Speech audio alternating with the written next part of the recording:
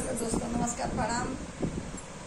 मैं आपकी पुष्पा जी सरगम और मेरे चैनल पे आप लोग का स्वागत है। मैं गाने जा रही हूँ।